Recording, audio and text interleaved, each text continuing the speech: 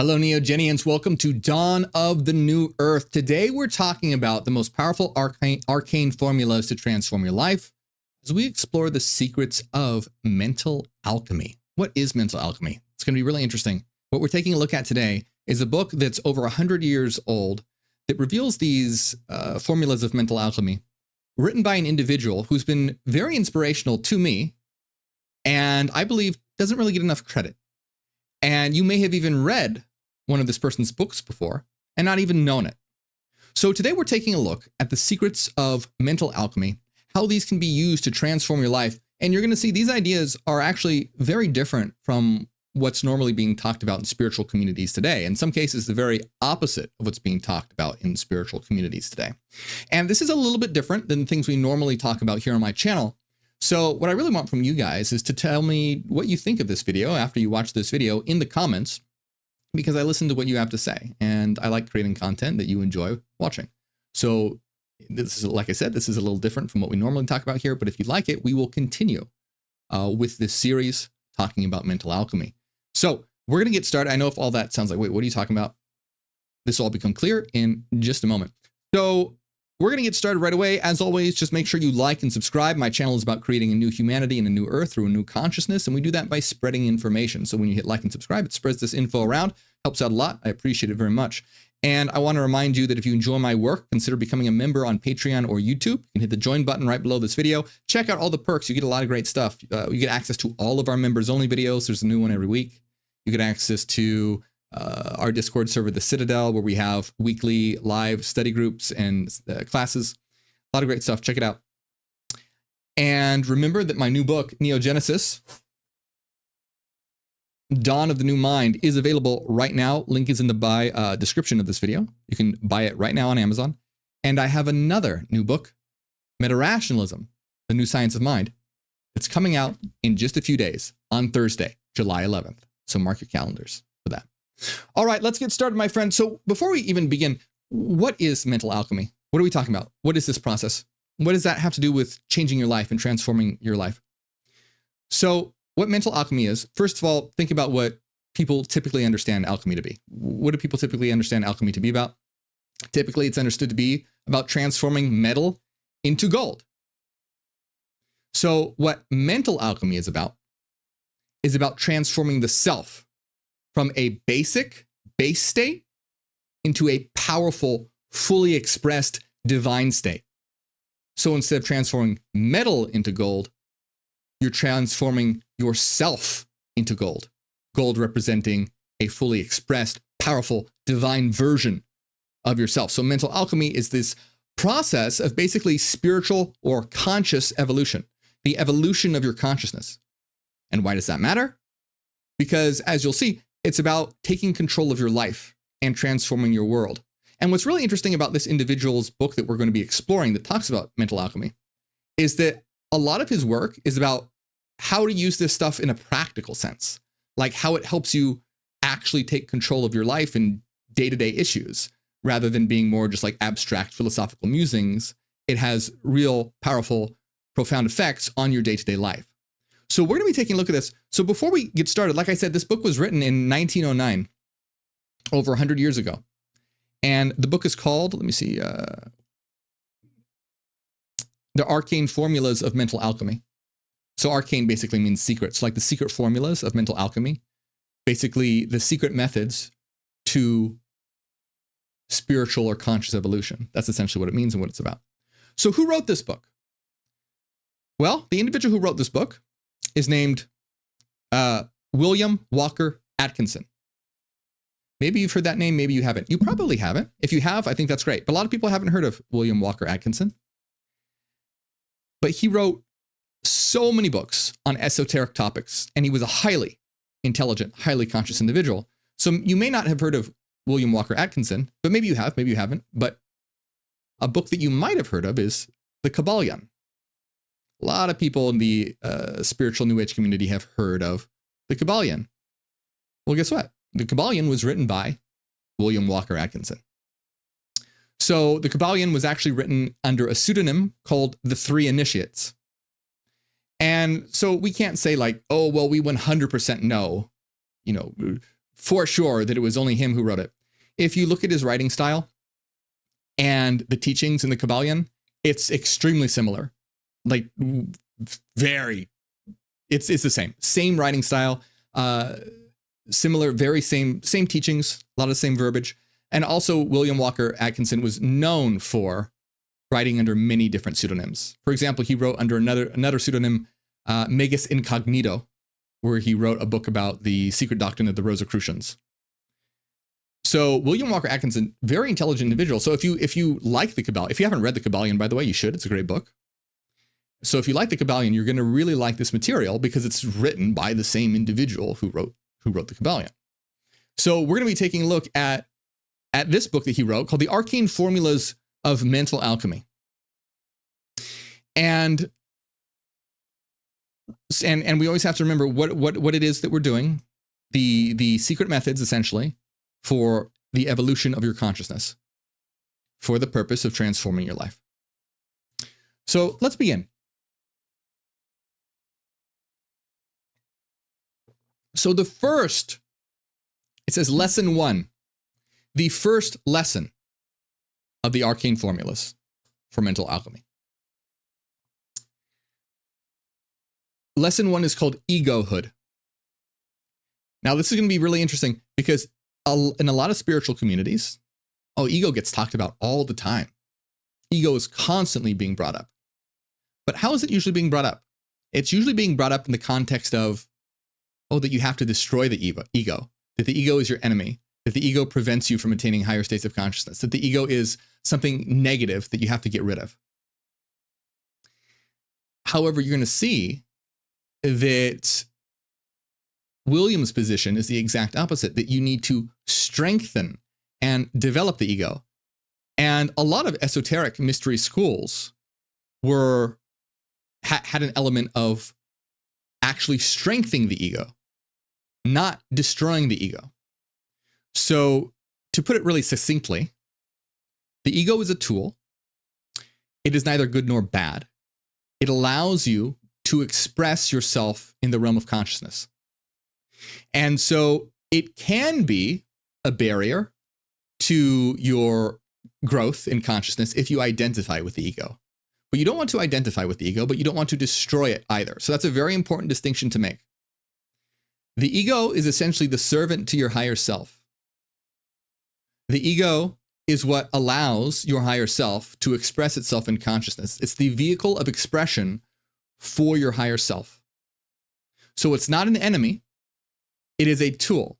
It can become an enemy if you identify with it. If you identify with it, then you're obstructing your higher self from actualizing. But anyway, let's see what William has to say about this, because this is all gonna make sense here. So William starts off by saying, in the arcane lessons, you have seen that the individual is but a center of consciousness and force in the great life principle, cosmic will or spirit. As aphorism 13 has informed you, quote, there is but one life and not many lives. Separateness is but relative and partial, illusory, the creative fiction of the cosmos. In the cosmic will, there is but one life in which and by which is manifested the many. So William is starting off here by giving a description of what existence is, what reality is, and saying that reality is a single thing. And from this single thing comes the illusion of separateness and many things. So this is what William believes. I just want to make it clear for a moment that in our system, in the Neogenian system, it's a little different. This is a very complex topic. But essentially, we are actually individuals. But we form a singular mind in that we form a network mind. So we are both one and many at the same time. But our distinction, when it's like, is it an illusion? It depends what you mean by illusion. We do have individual selves, our soul, what we call a zeta, but we form a network. So it's a little different than what William is talking about here, but I just want to give you my position so you know where I'm coming from. We are both one and many at the same time. the system can basically express itself in terms of singleness or multiplicity. It has the capacity, depending on how it arranges itself. I don't want to, honestly, I'm going to just move on from that because I could talk about that for a few hours, and that's not the topic of today's video. But I just want to make that clear that we are both one and many at the same time, and that we are individual nodes of a singular network mind. That network being what we form that, we are it. But anyway, William continues by saying, you have also seen that egohood is evolved and earned, not given as a universal birthright or general natural right of the race. So what he's saying here is that egohood is evolved and earned. Now, this is a really important thing to realize here. It's a very great point. What does he mean by ego is evolved and earned, not given as a universal birthright? It means that people are not born with an ego. An ego is something that develops. It is earned. So an ego is the sense of self, the sense of I, being able to say I. If you didn't have an ego, you wouldn't be able to say I. You would be more like an instinctual animal. And so these are some really important lessons because it very contrasts very much to like a lot of New Age and spiritual beliefs is all the ego is this bad thing, it's your enemy. It can be if you identify with it, but it's something that develops and it's earned and is a step in the growth process of your development. And so plays an important element in the process of mental alchemy. The ego is evolved from the personal self, and personal self is used with caps here. Every living thing possesses a personal self, but even among men, many fail to reach egohood. Egohood is earned, not bestowed as a universal natural gift. Many personalities are born, but few egos are evolved. So you see, he's saying the ego is evolved from the personal self. So the self is the true you. In our system, in the Neogenian system, that would be a zeta, your higher self, the inner star, what you actually are. And the ego develops from that. So we have to see here that he is using egohood in a little different way. He's making a distinction from ego and egohood. So he continues by saying egohood is the state of realization of the ego, the perception and realization of the I am. By the way, remember, obviously I'm very critical of the Bible. I'm an ex-Christian, not a huge fan. However, one verse that I like very much is Exodus 3:14. In Exodus 3:14, Moses asks God, "What is your name?" And God says, "I am." Or "I am that I am." Basically, I am. And what I love about that is that, so the name of God is I am. What I love about that so much is that whoever says the name of God meets God. Because if you say this, go ahead, say it right now. What is the name of God? I am. You are God. And when you state that, you're stating that you are God. I am. What is the name of God? I am. So I like that. I like that verse. It's an interesting one. Interesting enough, there's that verse that says, where Jesus says, "I am the way, the truth, and the light." The way, the truth, and the life. I need to look into this deeper. I haven't looked into this, but I have heard that is a mistranslation. And what he's actually saying is, instead of "I am the way, the truth, and the life," it's the I am is the way, the truth, and the life. So don't quote me on this. I've read this, but I haven't researched it. There's a lot of misinformation out there. So I haven't researched it to verify if that's true or not. But if it is, I think that's very interesting. And I think that's very cool. So basically, the I am is the way, the truth, and life. Understanding the self, essentially, because you are divine. And understanding yourself is what allows you to realize your divinity, the realization of the I am.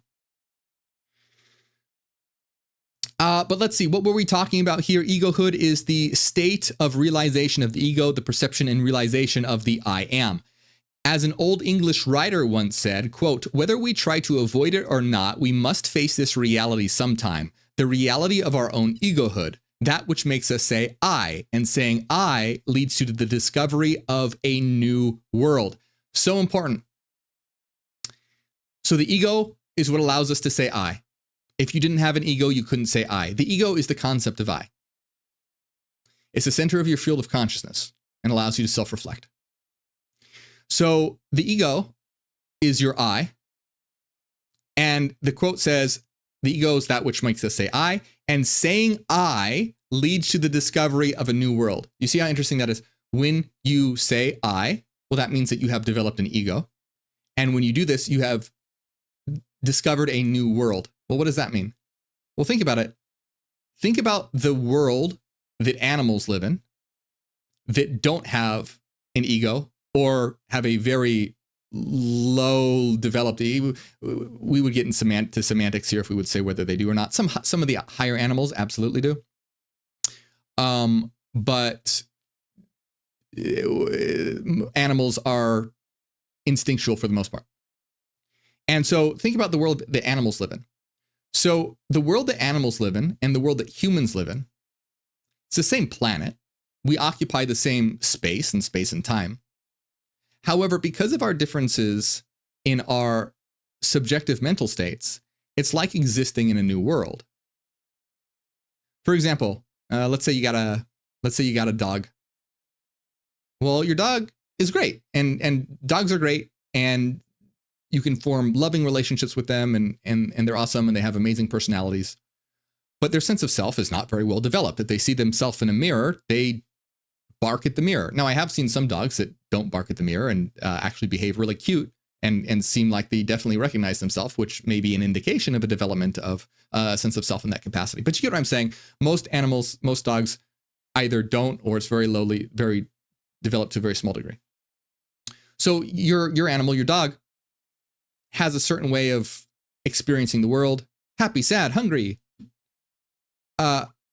But now imagine that you could snap your fingers and give your dog a highly developed ego, where it becomes conscious of its own consciousness and suddenly understands that it's aware, and the world that it's living in can reflect and basically think how you think. Well, you can imagine that would be very startling for the animal, wouldn't it? It would be like stepping into a new world. Wow, there's all these concepts, and like when a dog chases a car, it doesn't know what a car is. It just sees that big thing moving and it has the instinct to chase it, but it doesn't know what it is. It doesn't have an awareness of these awarenesses. And so it's like stepping into a new world. And that's what the author means by saying that when one says I, saying I leads to the discovery of a new world. You step into a new state of consciousness. This is not something to be taken lightly. This is important to understand, because for those who, let's say, are self-aware but haven't reached all awareness or hyper-awareness yet, when you do reach all awareness or hyper-awareness, it's again like stepping into a new world. Just like how going from instinctual awareness to self-awareness, whoa, there's a whole new world. Well, going from self-awareness to all awareness or hyper-awareness, the same thing happens. You step into a new world. And the reason why I want to emphasize that is because it's very hard. You can't, to someone who hasn't reached a higher state of consciousness, you can't accurately describe to them what that is like. But making this comparison is helpful, because you can understand the difference in consciousness from instinct to self-awareness, and the new world that opens up from that progression, and make the analogy to going from self-awareness to all awareness or hyper-awareness, stepping into an even more expanded world. The reason why I say all this is because it's important that we put the idea of higher consciousness on firm, rational ground. It's not this airy-fairy, mystical idea of, it's something very real and very obtainable, and more people are stepping into it every day. We're going through a very rapid progression in spiritual or mental conscious evolution right now. Anyway, let's keep going. There's a lot to talk about here.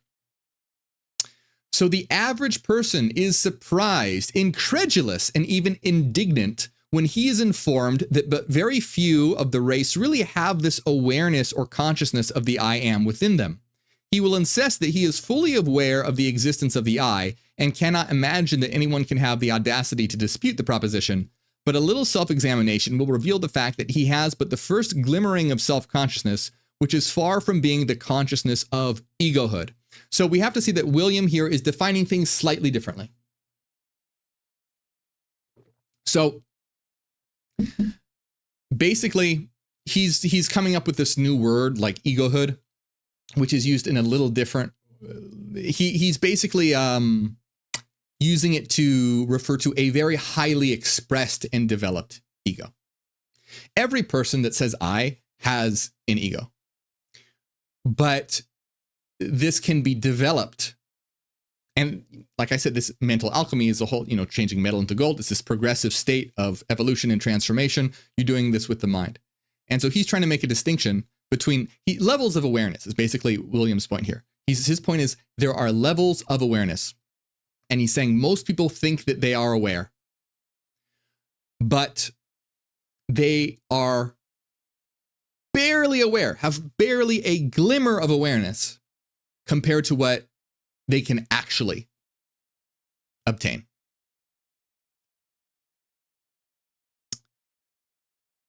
So William says, we have no desire or intention of entering into an extended metaphysical inquiry in these pages. Well, if you do want one of those, check out my books. There's a lot of in-depth metaphysical inquiries to all these ideas. Anyway, but we must point out to you what egohood is not as the first step towards showing you what it is and how it may be acquired. Always keep in mind, he's defining things a little differently here. So just so that we maintain clarity, keep that in mind. The very elementary life forms have merely the consciousness of something outside evidenced in sensation or feeling. So, and he says the atoms manifest a faint degree of awareness, consciousness of other atoms, which is evidenced in the attraction and repulsion. So he believes that atoms are conscious or have a degree of awareness. That's not my position, but that's his position. But essentially what he's saying is that basic minds, basic subjectivities have a very basic consciousness of, it's what we just talked about, an animal, the consciousness of something outside and something they sense or feel. Like the consciousness of basic animals, they sense and feel, but they aren't engaged in, they're not doing mathematics. They're not doing philosophizing. Now, just to be clear again, in our system, we wouldn't even refer to this as consciousness. We would refer to this as sentience. It's important to have our terms well defined. So we wouldn't even refer to this idea of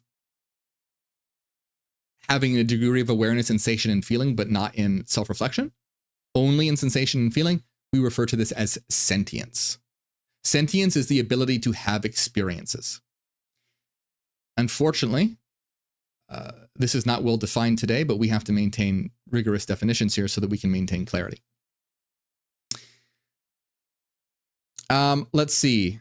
Among the higher animals and the lower forms of men, we find what science has called simple consciousness, by which is indicated that awareness of outside objects accompanied by a greater or lesser degree of reasoning regarding them.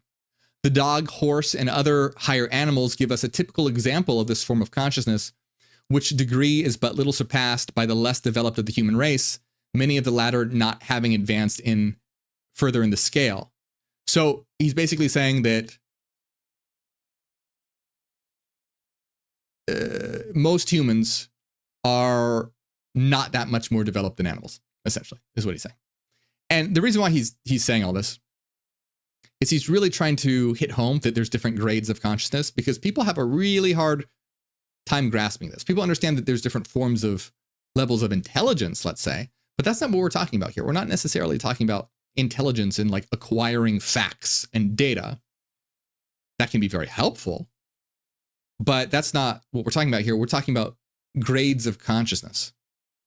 And essentially, he says simple consciousness may be described as a state of knowing, but not knowing that one knows. It is a consciousness of outside things received through the senses, and also of the physical sensations arising in one's own body. So he's describing simple consciousness as a state of knowing, but not knowing that one knows. We already described this, the idea of feeling things physically or having emotions. Now, just again to be clear and firm and strict in our definitions, these are not the words that I use. So in the Neogenian system, rather than simple consciousness, we would say sentience. And rather than saying as a state of knowing but not knowing, I would rather say a state of being aware, but not aware that one is aware. I think that's a little more on point. So essentially, animals that are sentient are aware. Let's see, basic animals. So we don't argue about, oh, well, maybe this animal is and maybe that, but basic, very basic animals. They are aware, but they're not aware. They are aware. So they're aware. They're hungry. They feel happy. They feel sad. They're aware. Human beings with a developed ego are aware that they are aware. So not only are they aware that, not only do they feel the sensation of hunger, but they can think to themselves, I am hungry. So they have that capacity to be aware of the awareness. See the difference between just feeling hungry and having the conceptual thought, oh, I am hungry. Well, what's the difference? Well, when you have that understanding, if an animal's just hungry, what are they going to do? They're just going to go look for food. But if you have the concept of the I, you can think, oh, well, maybe I'll have this for dinner and I'm going to plan after I do my work. I'm going to go to Taco Bell and buy that. You can project into the future because you have the concept of the self, which can be extended into imaginary scenarios, simulated scenarios that you can. And so you can plan, basically. You have the ability to plan ahead in a very technical and detailed way. So William says, but as man advanced in the scale, there came to him the degree of consciousness which is known as self-consciousness, in which the sense of I comes to him. He differentiates between the self and the not self as he understands it. He not only knows, but he begins to know that he knows. He begins to understand that he has a knowing machine by means of which he knows, thinks, and is conscious. So this is what we would call consciousness. So in William's term, he's talking about simple consciousness and self-consciousness. We just use different words. We would talk about things in terms of sentience and consciousness. Sentience is awareness. Consciousness is the awareness that one is aware. The mental gaze in this stage of self-consciousness begins to turn inward as well as outward, but the majority of the race possesses this self-consciousness, but to a limited degree. So this allows you to not only be focused outward, but inward, because you're in the world of ideas now, the world of concepts and abstractions and ideas. I is a mental label that one applies to the projected version of themselves, the egoic version of themselves, the definition of themselves. So, for example, your concept of I is a concept. It's something that is developed. It's something that's formed. It's not what you actually are. And to understand this, you can have a completely false perception of yourself. You could think that perhaps you're a very intelligent, sophisticated person, and maybe you're an idiot. So I hope not. But you can see how I'm sure you can think of a lot of people out there who think that they're the shit and aren't really. So people can have obviously a false. So you can see the concept of I is not the actual I. It's a developed concept and label that one uses as a tool in consciousness. And so basically what William is saying here is that most human beings only have a very limited degree of consciousness. Most human beings have only a very limited degree of consciousness. This is important for understanding mental alchemy, because remember, alchemy turning basic metal into gold. Here is turning basic consciousness into a fully expressed consciousness, a fully developed consciousness. So he's, again, really laying out the idea of this gradation that exists within consciousness.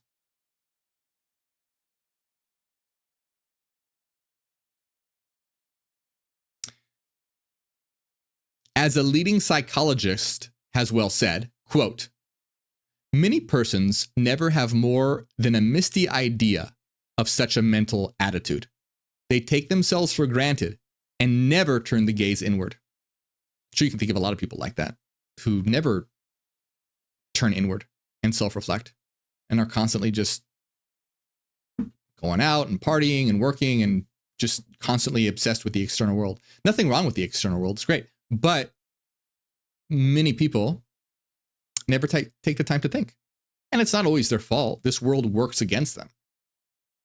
Religion tells them they're nothing but dirty, sinful, flawed sinners.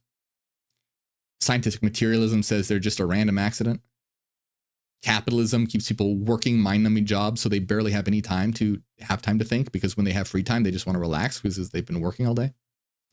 So this world has so many barriers keeping people in a low state of consciousness. It's not really their fault, but the point is that most people are in a low state of consciousness.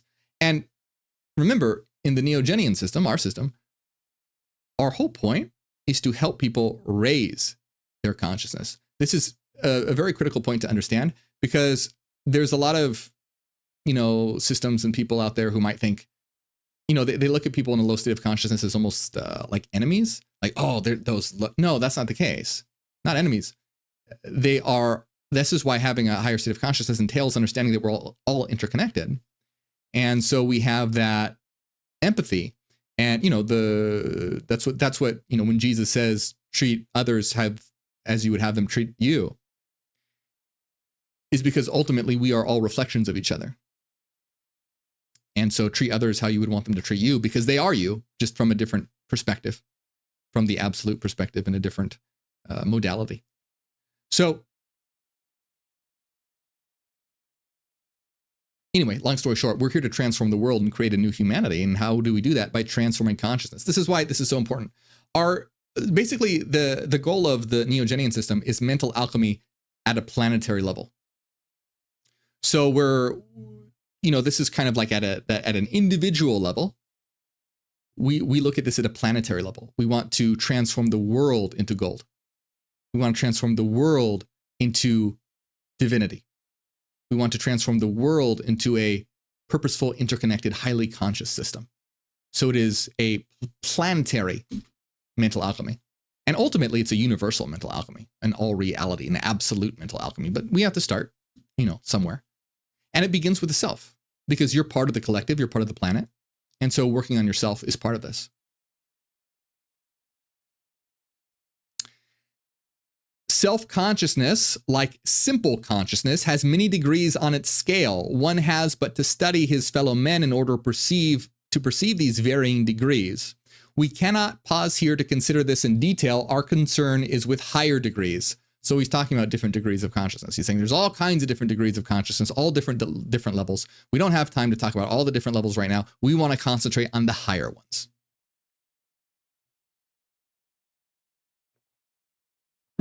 In general, and in order that you may make the clear distinction between simple consciousness and self-consciousness, we suggest that you think of the former as an awareness of the outside world and one's own physical being, and of the latter as an awareness of one's own mind.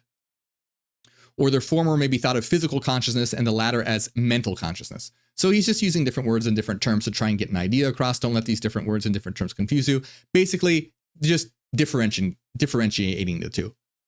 Self-consciousness, what we call sentience, you can think of in simple terms as an awareness of the outside world and your physical being. There's, of course, emotional states as well, but he's trying to just make a clear distinction to get an idea across. And self-consciousness, or what we would just call consciousness, as an awareness of one's own mind. So do you see where the mind starts playing a much greater role? You develop your ego, which is the center of your field of consciousness, which allows you to navigate the realm of thoughts and ideas and consciousness.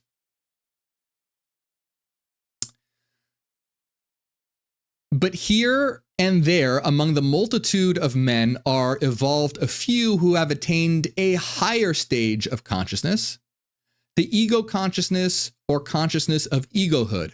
So I just want to be clear, it's a little confusing because he's using the word ego in like a new way.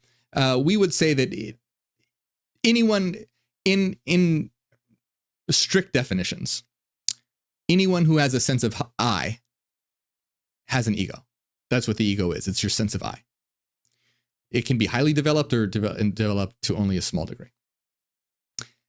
He's using this new term called egohood, which basically refers to like a highly evolved ego. So I just want to make that clear. He's using it in a little bit of a weird way, so I just don't want that to trip you up at all. But that's essentially what it means. And this form of consciousness, he says, surpasses the physical consciousness and the mental consciousness just alluded to. Wait, hold on. Yes, okay. So it surpasses the physical consciousness and the mental consciousness, and it may be called spiritual consciousness. For the ego consciousness is really the consciousness of spirit in an elementary degree. There are many other and higher degrees. So again, he's using the word, his word ego consciousness and egohood is different from the concept of just the ego. Everyone's got an ego, but he's using this in a way where he's referring to not only awareness of oneself or one's own mind, but of spirit. And what does one mean by spirit? Well, in our system, it is the underlying energetic framework that connects everything together. In mathematical terms, this is a frequency domain, a domain of sinusoidal waveforms. And this gets expressed mathematically via Fourier transforms, which allow mental information to be translated into physical space-time phenomena. Essentially, it's the immaterial aspect of existence. And he's talking about individuals who have become aware of that. People who are aware, basically, of the immaterial, interconnected aspect of reality. So, ego consciousness, or the realization of egohood, remember, and he's using this in a higher way, so he's referring to this as like a spiritual consciousness, is more than an awareness of the outside world or of one's own body. It is more than even the awareness of one's own mind, even when this awareness is carried to a high degree of development. It is difficult to describe this plane of consciousness to those who have not attained it, but it may be stated as an awareness of individuality rather than an awareness of personality.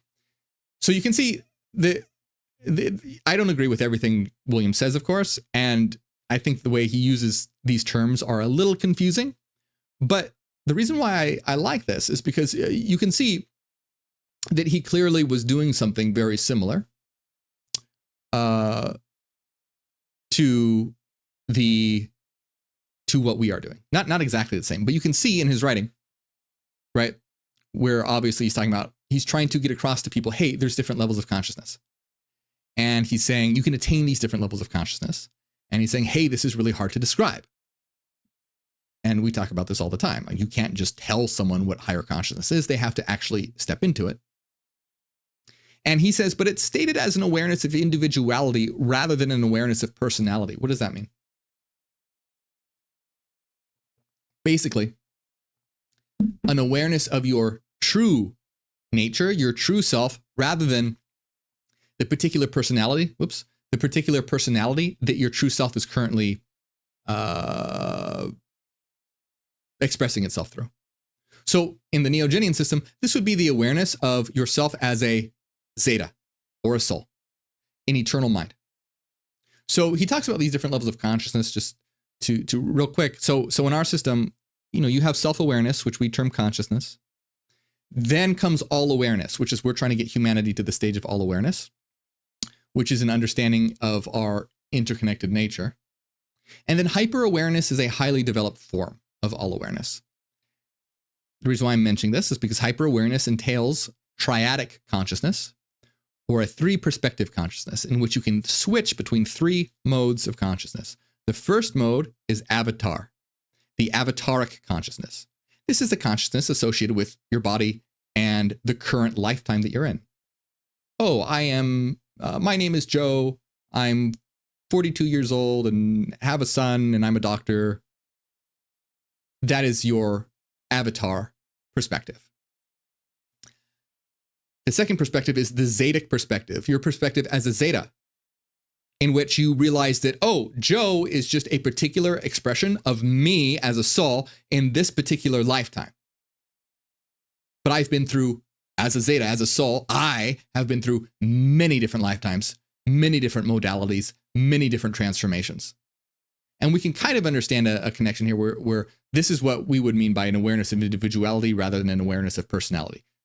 I wouldn't use those terms, but that's the term. Those are the terms that William uses. And of course, the third perspective is the absolute perspective, and that is the entire system of souls or zetas in its entirety. Basically, the perspective of all existence. So you see how you're going up through different levels. First is the very smallest sphere, which is confined to your avatar perspective, your current lifetime. Second is Zetic, where you're expanding out even more and realizing that you're an eternal being that has existed across multiple lifetimes. And then the absolute perspective, where you realize that we are all reality interconnected and experiencing each other through a multiplicity of viewpoints. So you're going up higher and higher levels with different perspectives. And each perspective is important and has different use cases for different things that you want to accomplish in life. So you can switch when one reaches hyper awareness, you can switch between these perspectives. So William says, personality is but the character in which the one life is playing a certain part. As we have said in the Arcane lessons, the very word person is derived from the Greek word persona, meaning a mask used by actors. So yeah, he's talking about how personality is not the true you, it's a character you play. Your personality is merely the part in life you are playing, the John Smith part of you. Hey, we just talked about this. And consequently, the awareness of personality is merely an awareness or consciousness of your own personal character, just as an actor is aware and conscious of the character of the play he is enacting. If you can imagine the actor forgetting his real self and becoming so earnest and wrapped up in the play, he imagines that he really is Hamlet or Richard III. And you may gain a clearer idea of the state of consciousness of the man on the plane of personal consciousness.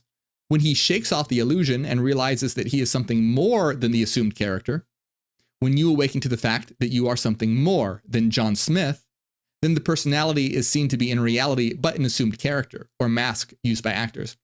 So this is a cool analogy. He's saying that it's like an actor who's playing a part, but gets so wrapped up in the acting that he thinks that he is that character. And so that's how most people are today. Everyone is so wrapped up in this play of life that they think that that's all they are, that we are these actual, this is who we are, but it's not. It's just a small part that we are playing. And so today I use the analogy of a video game rather than, I think an actor is in a play is a cool analogy. But I think another helpful one is thinking in terms of a video game. If let's say you're playing a video game, let's say if it's even a virtual reality game, and you get so wrapped up in the game that you think that you are the character in the game, and you forget that you're wearing a headset. It's like the Matrix. Matrix is a great analogy. The human beings are strapped into pods, and they're in the virtual world, they're in the Matrix, and they think that, like Neo thought he was, what was Neo's character's name? Mr. Anderson. Neo, when he was in the Matrix, thought he was Mr. Anderson, this IT guy who had a computer job. I forget I think he was an IT guy. I forget, but he was a guy who had a job. That's who he thought he was. But was that really who he was? No, he was the one. He was something more than that. And by the way, you can see that the Matrix is a very highly allegorical story. You can see the parallels here, where Neo is the one. And when Neo comes to the realization that he is the one, he unlocks his powers. Well, you see, we are the one absolute mind, expressing itself in individual forms that have forgotten what we actually are. So the cool thing is that it's similar to the Matrix, but the cool thing is that we are all the one. That's the cool thing here, is that we are all the one. We are all Neos. We are all our own saviors. We are all our own powers, our own divinity. That's the cool thing here, is that this is all our story. You're not just like a side character. You are the main character. Every single one of us is the main character. And we're all in this game of life together. And this is why we need to transform the world and change it, because right now we're having a very shitty experience because it's being governed by those with a low state of consciousness. And so guess what? You're going to get a terrible world from that. A world based on simple self-awareness is a world based on division, separation, and war and power. A world based on all awareness and hyper-awareness is one on interconnectedness, cooperation, purpose, and prosperity. And that follows from having a new awareness. People are like, well, that's how are you going to get people to get along?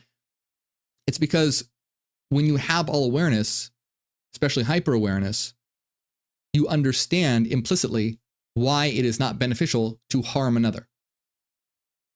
So, if you have wild animals, they're going to be attacking and killing each other and hurting each other. I mean, not all the time, but you get where I am if it's like a predator situation, whatever. But if you were able to give those animals self-awareness, you could be like, hey, guys, you shouldn't fight. And maybe they could come to an agreement on why they shouldn't fight. So you can see giving them a higher level of awareness will allow them to rise above what that state of consciousness causes them to do. So humanity is in the state of consciousness governed by those with a state of consciousness that results in division, war, hatred, bloodshed, because they're in a simple state of self-awareness, which is all about division and grouping together, not for cooperation, but more for survival and to guard against other groups that are seen as threats or conquer others to acquire more power. So it's not a good system and leads to a lot of problems. But when you reach all awareness and hyper-awareness, that all fades away because you realize that I am just a reflection of you. So why the heck would I want to hurt you or restrict you? Because that's just hurting you or restricting myself. Now, obviously, that's good. That's not good. Again, that do unto others as you would have them do unto you, because they are you from another perspective, of course. The consciousness of individuality is an awareness by man that he is above the limits and character of personality, that he is a center of consciousness and force in the one cosmic life. This awareness must, however, be more than a mere intellectual acquiescence in the teaching to that effect or an agreement with some teacher. Important as these steps are in approaching the realization, they are but a foothill above which tower the mountains of the real cosmic knowing.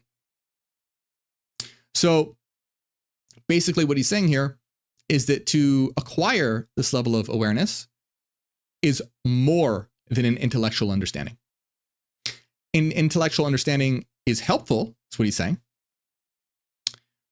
but they're like foothills compared to the towering mountains of the real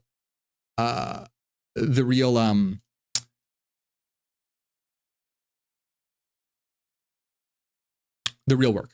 So what essentially this means is, and I say this a lot, is when I talk about things here on my channel, don't believe me just because I say them. Don't just be like, oh, Morgue said that, so it must be true. Because the whole point of my channel is to give people the tools necessary to raise their consciousness. And if you just believe what I'm saying, that's not going to raise your consciousness. What if I tell you the earth is flat and you believe the earth is flat? Is that helping you raise your consciousness? No, of course not. Just belief in something is just you're just having faith at that point. So what one needs to do is understand why these things are true. So it'd be like, you want to examine the propositions and understand why that must be the case. Like when I say, for example, this is a mathematical reality of mind. If you just believe, oh, this is mathematical reality of mind, is that helpful? Yeah. I mean, it's not helpful, but it's not going to do a huge effect in raising your consciousness until you understand why this is a mathematical reality of mind, why it is the case that this is a mathematical reality of mind, or any element to the system. You have to understand why. See, because now you're doing the self-reflecting and you're expanding your field of consciousness. You're expanding your consciousness field by coming to these conclusions and discovering the rational foundations behind them. It's allowing you to make new connections rather than just believing in something. So the individual must know that he is an individual, just as he knows that he has anything that he's experienced. For indeed, he must really experience the fact that he is an ego center in the cosmic life or spirit. He must realize that he is more than body and mind, that he is indeed spirit, that he is indeed spirit in spirit. No more intellectual acquiescence or understanding will supply the general experience of egohood. So he's saying you have to understand that you have to have you really have to immerse yourself in this. You have to have a knowing that you are more than just a body and a mind, that you are spirit in spirit. So again, just to clarify, he uses terms different than us. So for us, mind and spirit are the same thing. So in our system, this is a mental reality, an immaterial reality, and you could refer to it as a spiritual reality because that's the properties of spirit, immaterial and energetic mental inner existence. And we refer to this as mind because this is what it is. There's no point in bringing this extra thing in called spirit because reality is mind, which is you could refer to it as spirit. But what one could do, see what William really is referring to, and it's confusing because he uses words. I know I keep saying this, but he uses the words in odd ways. When he says you have to realize that you're more than a body and more than a mind, that you are spirit within spirit, basically, you have to realize that you're not your body and that you are more than your egoic mind. You are more than the filtered version of your true self that is expressed in consciousness. So in our system, you are a zeta, which is an eternal mind, a soul. You could say a spirit, but we want to get away. I like getting away from these spiritual terms. You are a being of mind, of frequency patterns. Now, when you interface with an avatar,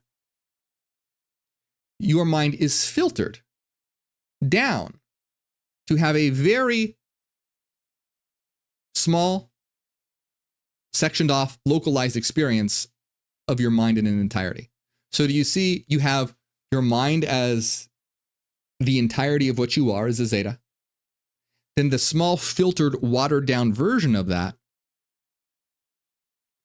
is that is caused by the filtering systems of your brain and avatar.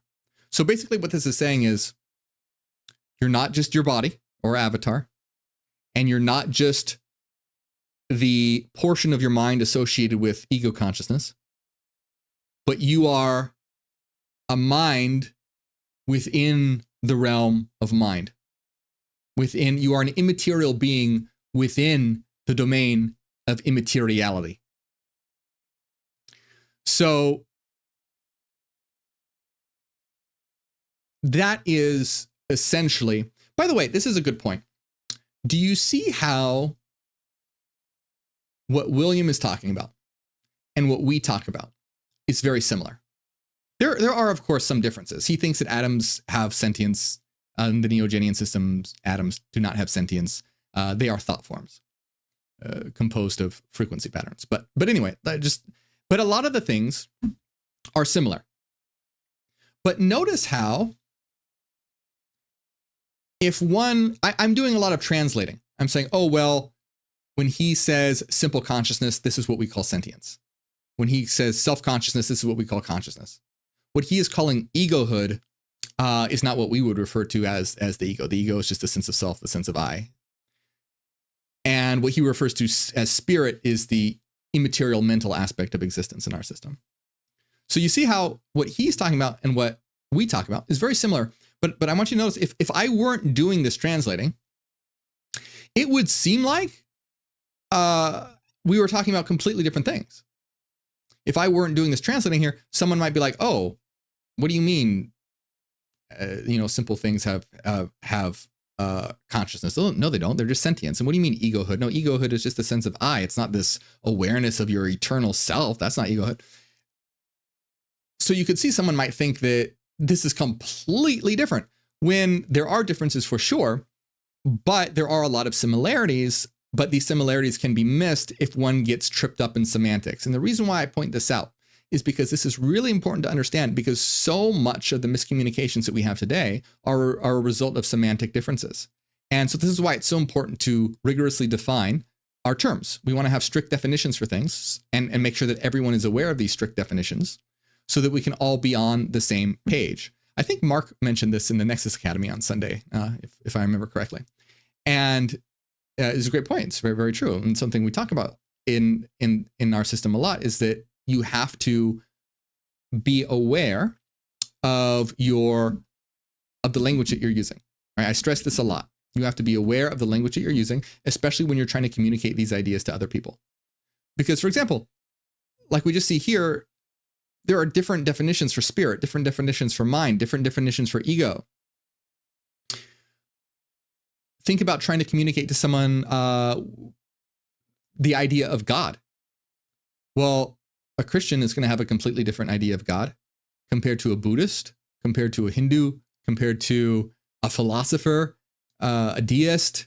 You say the word God, and there's a different definition for almost every person on earth. So you have all these different definitions, but you're using the same word. And this happens very often. And this is why, like in terms of science is a mess because their definition of consciousness is all over the place. They are not consistent with their definition of what consciousness is. And so all of these contradictions and logical errors occur. Anyway, my point is that when I bring it up because people are like, oh, how do I talk to people about the Neogenian system? How do I talk to people about these ideas? Well, it's complicated, but one of the aspects that you have to do is make sure that you're using the same language. So, for example, when I'm talking to people about the Neogenian system, how I talk about it depends on who I'm talking to. If I'm talking to, let's say, a materialist atheist, I'll probably talk in terms of Fourier transforms, sinusoidal waves, frequencies, perhaps philosophical concepts like the principle of sufficient reason, Occam's razor, things like that. If I'm talking to a New Age spiritualist, well, I wouldn't do that.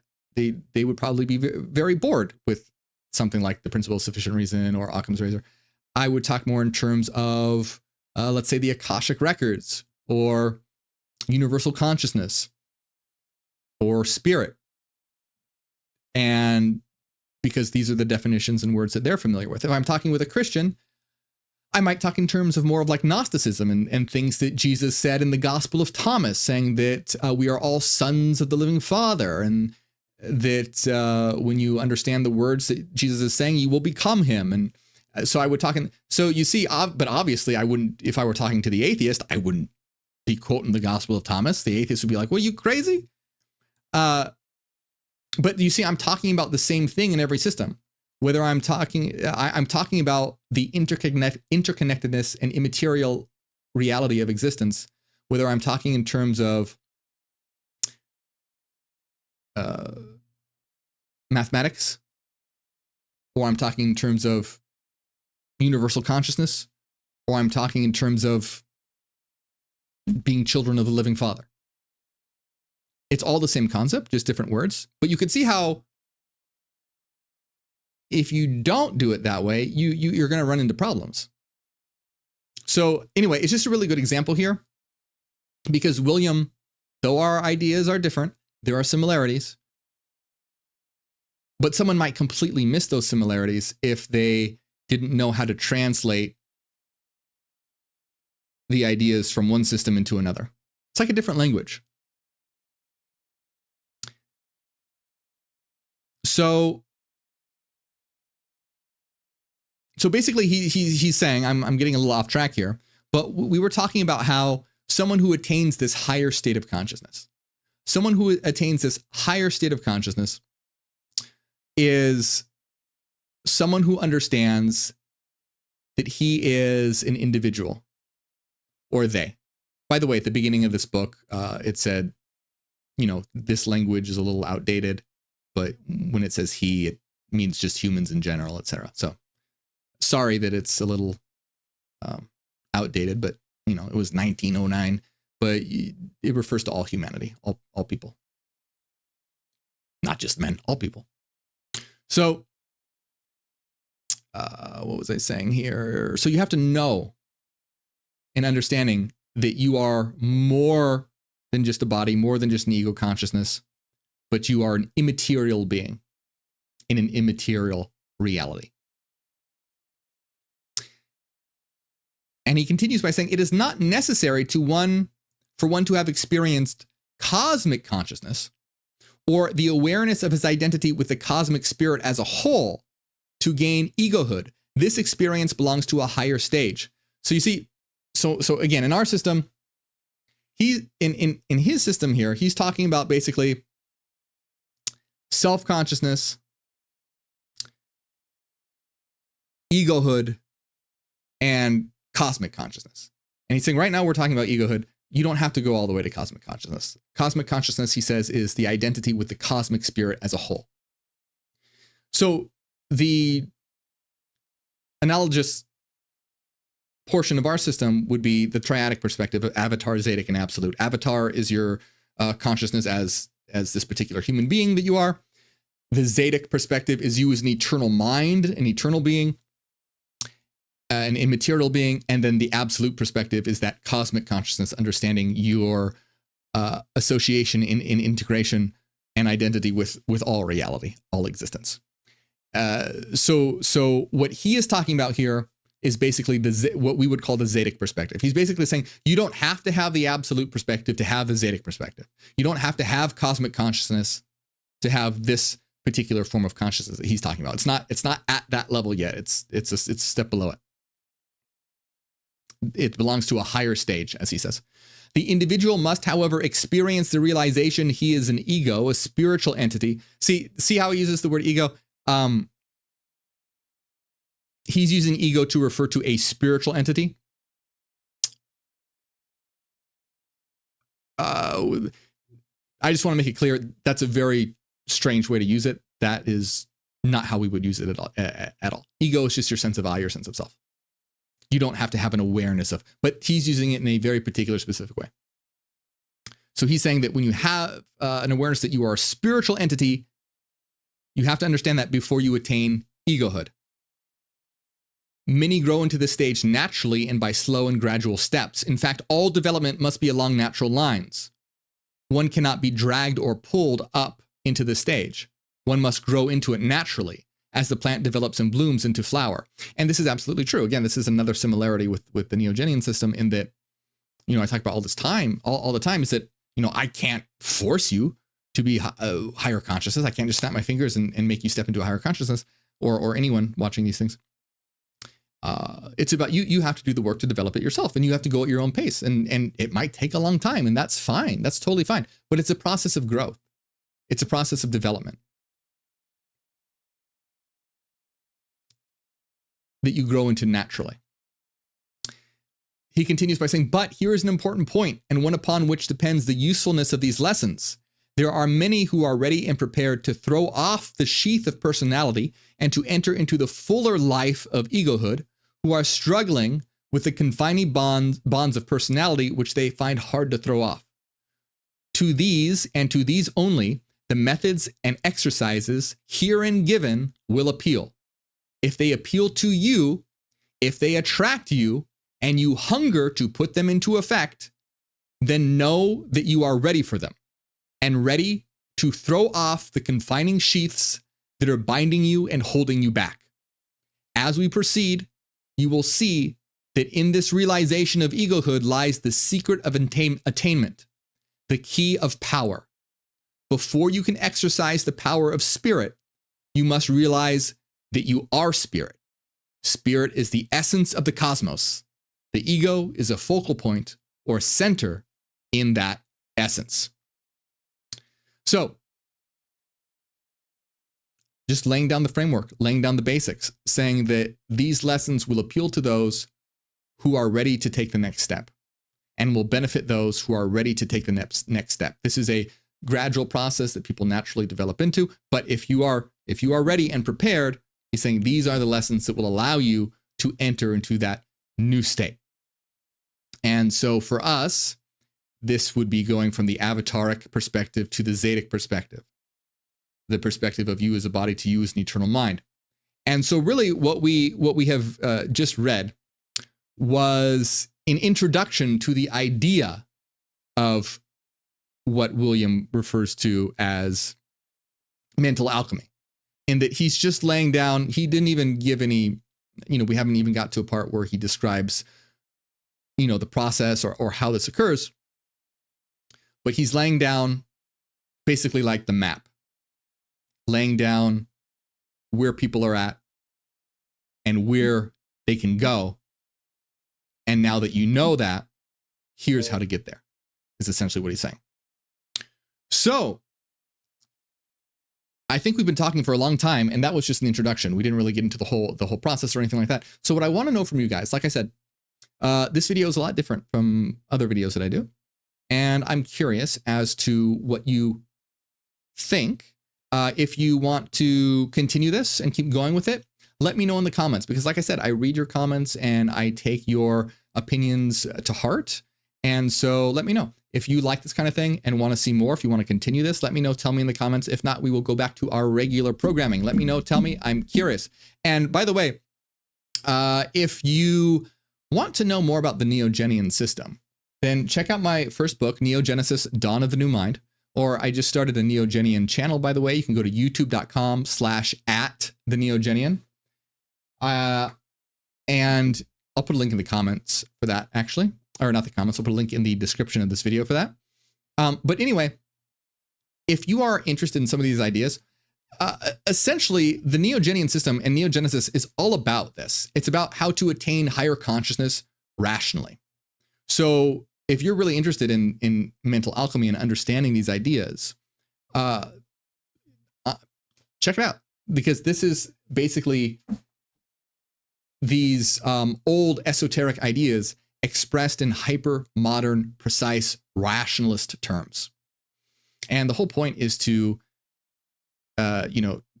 raise consciousness so that we can enter into that state of a new planetary teleocratic civilization where, like I said, we're basically doing mental alchemy at the planetary level, the planetary scale. That's what we're doing.